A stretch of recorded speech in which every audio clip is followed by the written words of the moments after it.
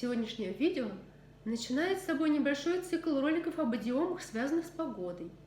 Эта тема очень актуальна, с нее можно начать знакомство или просто поддержать разговор. В Великобритании из-за частой смены погоды эта тема обсуждается постоянно. И пока погода нас балует, к сожалению, уже началась осень. А осенью, как известно, начнутся проливные дожди. Дождь будет буквально лить, как из ведра. По-английски это звучит так: It's raining cats and dogs. То есть буквально дождит кошками и собаками. Неожиданно, да? Желаю вам всем хорошей погоды, и чтобы хотя бы в ближайшее время, выглядывая в окно, нам не пришлось бы говорить It's raining cats and dogs.